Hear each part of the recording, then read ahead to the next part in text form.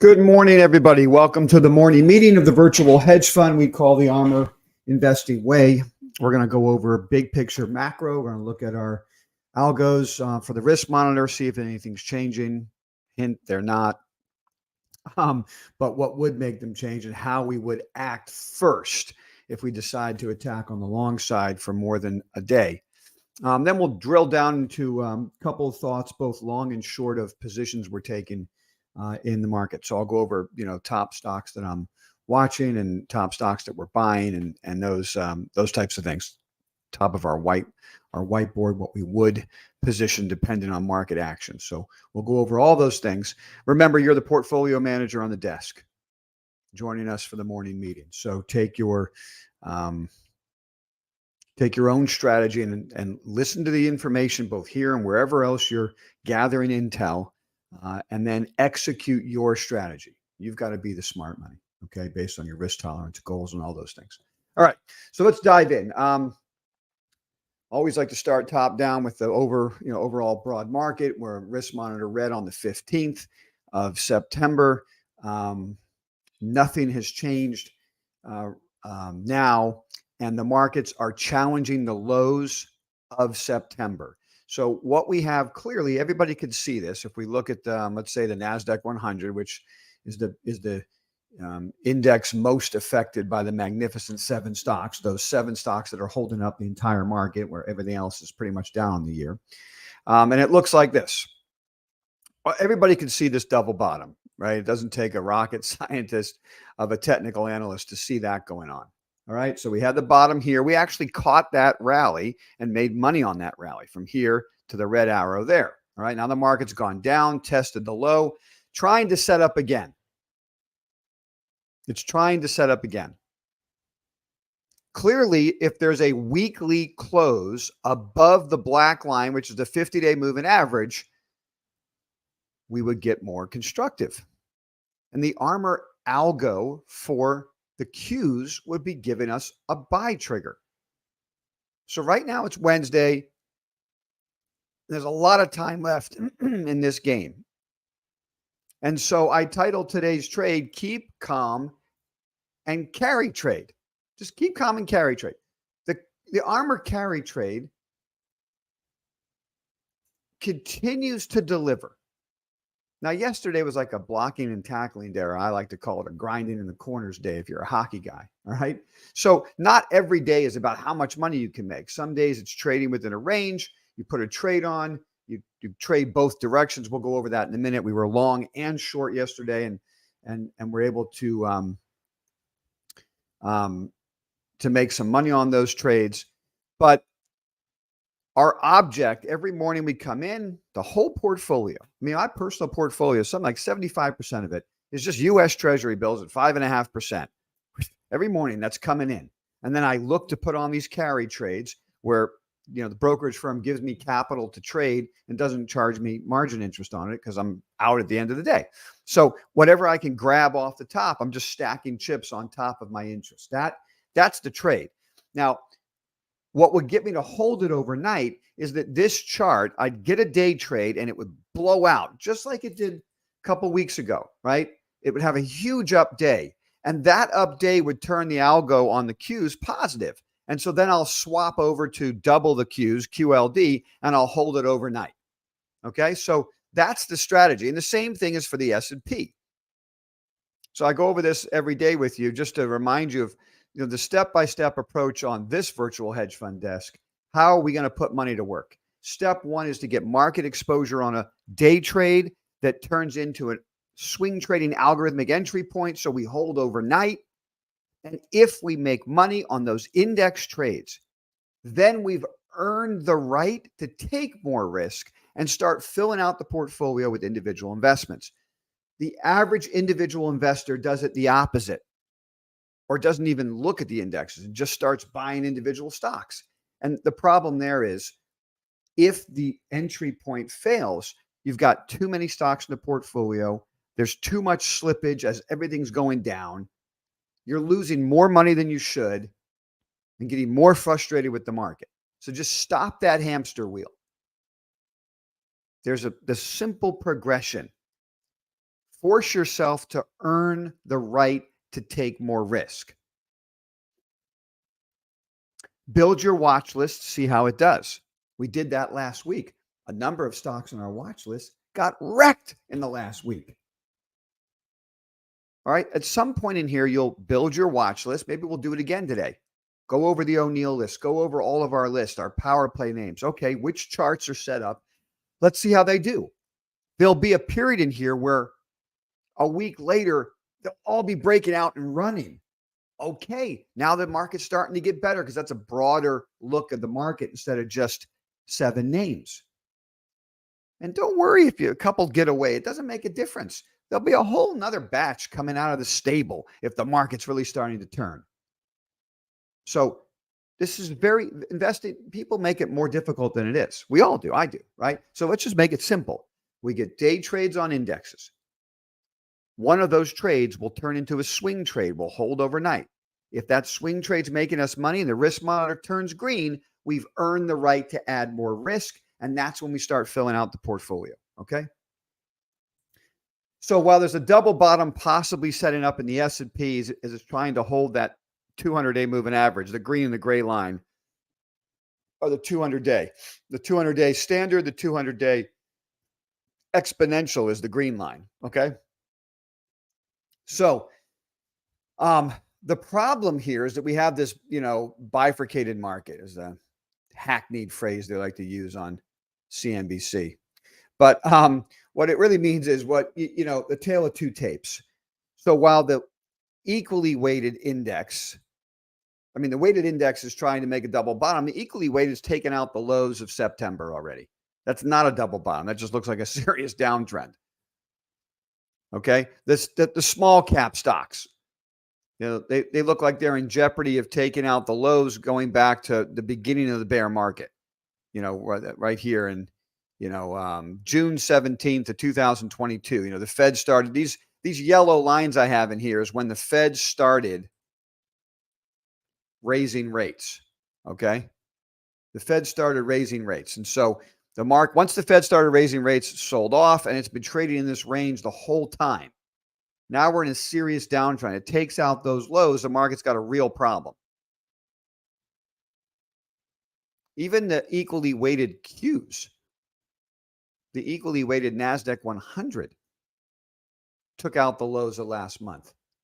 So tale of two tapes. We focus on the big cap weighted names, see if we can make some money there. Okay, then we'll start to branch out, and not a minute before then.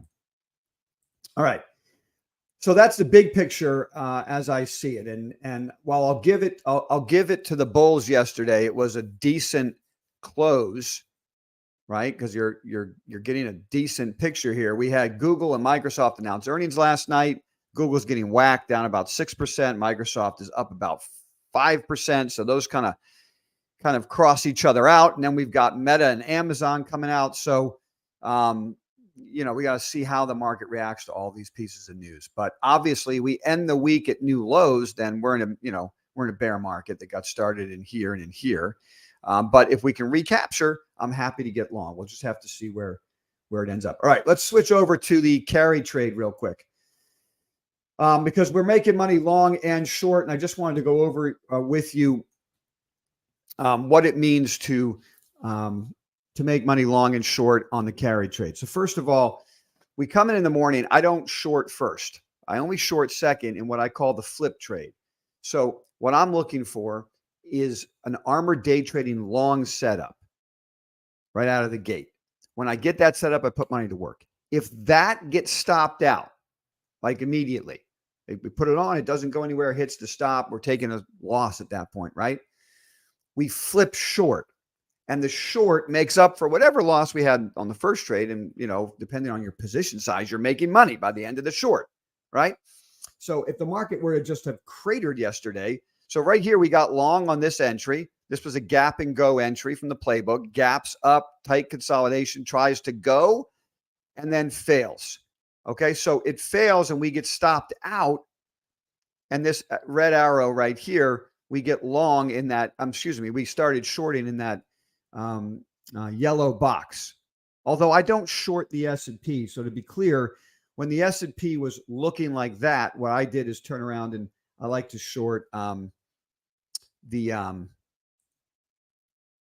small cap index. I like to short the Dow, and sometimes I'll short the NASDAQ 100, which we did. So right in here is the small cap index. And we were putting the short on small caps right in here. Okay, so you can always make more money short the small caps than you can the S&P. So that was a much better run right down into here. Okay, but anyway, so there's the short trade. Now we've got an afternoon trade. This is rare to get a couple of trades like this, and that's why I call this a grinding it in the corners day, blocking and tackling. There's a lot of trades you had to make your yourself profitable by the end of the day. But the afternoon trade, this is a classic afternoon trade from the ARMR day trading playbook. And that is that you see this white line here is the downtrend. The market will sell off for, in this case, 2 hours. When it breaks that downtrend, as it does right here, and then the green box is the buy trigger. It breaks the downtrend and closes above. If you're looking right here, this yellow line is the first standard deviation below the VWAP. That's the buy trigger. Okay, the target on that trade is the first standard deviation above the VWAP. The black dots are the VWAP. That first line, these 3 lines above and 3 lines below, if you can see them, are standard deviations 1, 2, and 3. Okay, so when you're buying standard deviation 1 below the VWAP, the target is standard deviation 1 above the VWAP in the afternoon. And that's precisely what it did. We kept raising our stops, and we ended up getting taken out at the very end of the day to maximize our gain. Okay, so made money on the flip trade short, covered it, got long, made money on the long trade in the afternoon. Had a discussion with insiders while we were doing that the trades in the morning are always bigger for me than the afternoon trade. The position size was smaller in the afternoon. The reason is our bread and butter trades with the highest probability of success happen in the morning. Usually they happen in the first half hour. Okay? And right up to like 11:30. Any entries on the long side in the first half hour up to around 11:30, that's our bread and butter. It's in the day trading playbook. That's got the highest probability of success. So over a 12-month period, I want to overweight those trades. So I have my biggest position size on those trades. In the afternoon, the PM trades are still profitable. You could see it worked, and it was just, it was a clear and obvious setup yesterday. But they're more difficult trades to manage. There could be more tail risk. And from a statistical point of view, they don't work as well as the morning trade. Okay? They still work well, and we made money yesterday, but not as well. So I always have a smaller trade on in the afternoon. While I might take 300% market exposure in the morning, in other words, I'm putting 100% of the portfolio long SPXL, giving me 3 times the market performance. In the afternoon, I might only do 150%. Well, so I'm still getting 50% more than whatever the S&P is doing, but I'm not maxing out my position. Okay. So anyway, those are some thoughts because I want to overweight my highest probability trades over a 12-month window when I'm trading. Anyway, so that's the ARMR carry trade. We'll be doing that again today. Feel free to join us if you want. Let's switch over to this chart. Okay. Here's the chart of uranium. URA is the symbol. So this is the top stocks to watch, the top stocks to buy part of this conversation. Interestingly enough, we've gotten stopped out of our traditional energy trades, XOP, XLE. Part of it had to do with the price that, the price of oil has come down. But the other part has to do with that deal between CVX and Hess. The market didn't really like that. We have very tight stops on those, and we got stopped out. But it looks like uranium is marching to the beat of its own drum, pun intended, which is full of, U308, and that price continues to ratchet higher. So the way I'm going to be trading this, since I don't like the market, risk monitor red, I'm not buying individual stocks. I'm not getting long CCJ on this go round. I'm going to use that as the loss leader. If it takes off, that'll be great. And what I'm going to do is own the ETFs And I'm looking at the first one is going to be URA because it's the best setup right there. It closed in that green box. So I put a half a position size on, and I want to see how it trades today. If I can pick off another day trade that works, I'll have my full position on by the end of the day. And I'll probably take a look at URNM is the other position that I would get long. Okay. I probably could have done that yesterday. I should have had a position on already in URNM, but I don't have that just yet. So I'll be looking to trade those from a day trading point of view. They're going to open. I'm going to look for entry points, put those positions on. They close strong. They'll be added to the portfolio. I'm not going to trade URNJ, the small cap names right now. Small caps look god awful, and I just don't need that extra risk. I'll make more than enough money on these two ETFs, and that's how I'm going to capture uranium. Okay, and then let's see. Let's go to this right here. I wanted to share with you. So I do have on a position in home building. I'm a home builder. I've got my put positions on. I've been trading those puts. All right, since we talked about it in here, that was the original breakdown. That's where we started buying puts. So we've made some money here in the home builders. There's the peak here. There's the peak there. There's the breakdown. It looks pretty obvious to me, and I think they're going to implode. That's my opinion. So I keep I'm trading XHB puts. Okay, so I've got those positions on, and I increased them yesterday morning, and I was doing the same thing with KRE, which looks like it's about to break down, which is the regional banks. And one reason this is all happening is what's going on right here, which you could see from Redfin. Home purchases are falling through at the highest rate in almost a year. Okay, so people are backing out of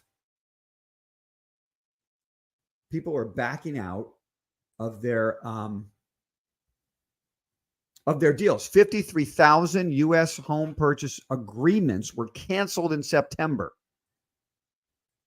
And I think this dovetails with a KRE. Okay, something's wrong with the regional banks. 53,000 contracts backed out in the month of September. This is not something that all of a sudden gets better the next month. There's a problem, and the problem is interest rates. And I don't think the market's really pricing that in correctly yet. So if we see treasuries continue to break down and the 7 to 10 year break down and rates continue to go up, this is where I want to be short. So I have tactical shorts over here using the put market. So I'm not short overnight indexes, but I'll own puts here. And I continue to monitor and have exposure to the high yield debt market position. So I took it off on Friday. It's rallied up a little bit, and I started adding it back to the portfolio yesterday. So those are my 3 short positions. Okay.